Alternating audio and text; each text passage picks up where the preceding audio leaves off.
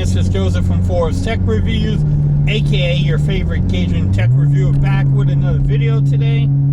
Today's video, I want to discuss the OnePlus Nord 200. And I just want to give you an update. I've been using it for, about 4 days now, 3 days. And I just want to give you what I like about it and what I don't like about the phone. Again, I got this phone for T-Mobile for free. Pretty much, I paid taxes, $20 worth of taxes, I think it was, $19. So yes, it's not totally free, but $19. And I've been using it as my daily driver, believe it or not, for those last 3 days. So let's get into the things that, I have a little problem with, or the deal breakers. No, not when I think about what this phone is costing me, and also even at $216, what you get with this phone.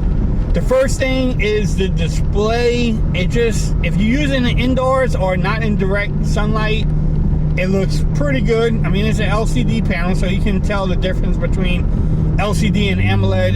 It's a clear difference, but overall, the display inside look great. Outside, you're not looking at it in the direct sunlight. You won't be able to see it. It's pretty bad. But if you're watching YouTube videos, I mean, it fills the screen. It looks good. Is it the best display? No. I mean, come on. The phone is $216. I want to let everybody know, in my opinion, in daylight, it's horrible. I can't say it's not that bad. It's pretty horrible. You will have to try to cover up the display to look at it. It is what it is. Now, I am shooting this video out of my car with the OnePlus Nord 200 at 1080p at 30 frames. The second thing I want to talk about is the speaker on here. The Nord 100, what I found out, had dual speakers. This one on one website said it did, and then another website said it didn't. It doesn't have dual speakers. There's no way that this top speaker is a dual speaker. It's just not there. I don't know why they went backwards on that. If the Nord N100 had dual, this one should definitely have dual speakers. Again, for the price, what can you complain? Now, it does have a headphone jack, but I'm talking about the things I don't like about the phone. So, speaker could be a little bit better. It could sound better too, but it is what it is. The next thing I want to talk about is the cameras on here, and just the video options that you have, and also the photos. During daylight and perfect lighting, yes, you can get great photos using this phone. There's no problems with it. The photos come out great, but at nighttime, you can forget about it. And then also, just having 1080p at 30 frames on the cameras, that's kind of whack. I mean, at least give me 4K at 30 or 1080p at 60. That would have been great, but this camera only shoots in 1080p at 30 frames per second. I don't know. What y'all think? Is that being too picky for the price of the phone? Because I know at OnePlus you can get it for $249. So, is it too picky? Y'all let me know in the comments. Let's get a discussion going. So the cameras, I mean, the photos, yeah, during regular sun, regular daylight, not bad. Low lights could be bad, but I mean, during nighttime photos, I'm gonna show y'all in another video I have coming up where I do the camera test. Y'all can make your own decision, but it's pretty bad. The last thing I'm gonna talk about, I'm gonna try to give you samples in this video, is the Snapdragon 480 processor. Now, I've been using the OnePlus 9 Pro, the Galaxy S21 Ultra, the Google Pixel 5, and everything opens fine, no hiccups, no slowdowns, everything opens up pretty quick. With the Snapdragon 480 processor, you can tell it just takes a little bit longer time.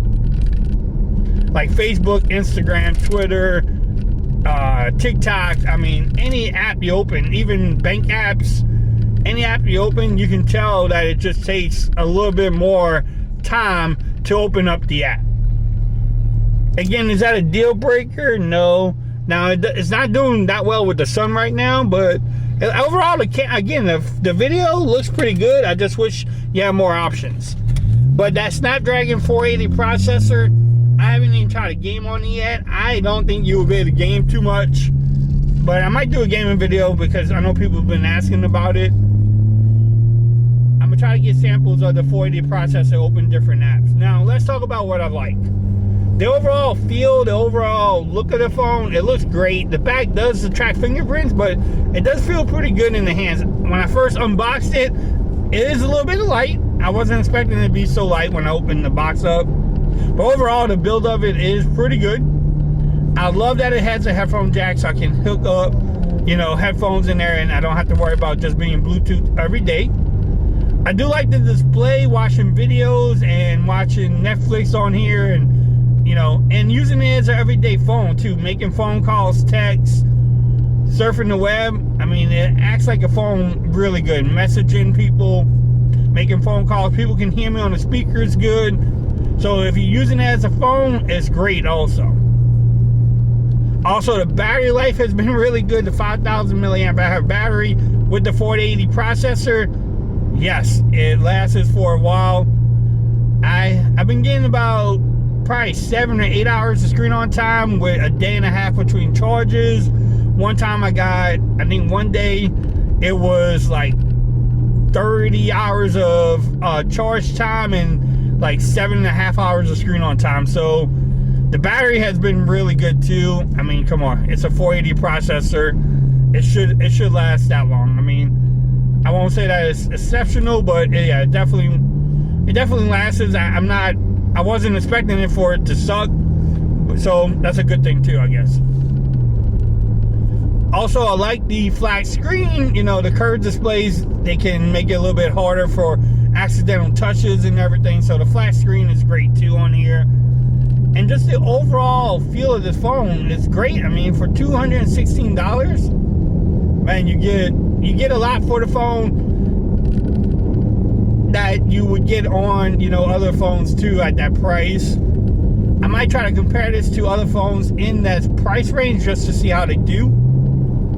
If you had this phone, let me know. I know a lot of different creators that got this phone, like Jay Will, Tony Pazzo, My Project 13. Man, there's a few of us that got the phone, and I think they're enjoying it too. So I've been watching their videos on it. But y'all let me know what y'all think about it. You know, if you have it, let's get a discussion going. If you're thinking about picking it up, again, look at T-Mobile. Also, Metro by T-Mobile has great deals on it. If you want to buy the unlocked version from OnePlus, you can do that also. But overall, I'm really enjoying the phone. And now, here's one thing I'm going to say too, is if you are a flagship lover, if that's all you use, then yes, you may not enjoy this phone. You may get bored with it. You may actually hate the phone because you're used to the flagship. But if you're looking for a food stamp phone, or if you're looking for a phone for your mom, your grandparents, a young kid, then why not try this phone? Especially if you have an old phone hanging around and you're with T-Mobile, why not go ahead and get that phone? It makes no sense because there's a lot in here for $216. Alright, so let's go ahead and wrap up this video because I don't want to make it too long, even though it's about 9 minutes long. Overall, I'm enjoying the phone. If you, like I said, if you want to pick it up, watch your videos, do your homework, make the decision if you want to pick it up or not.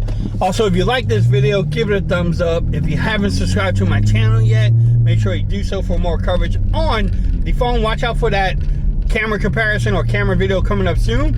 And until next time, peace. I'm out of here. Later.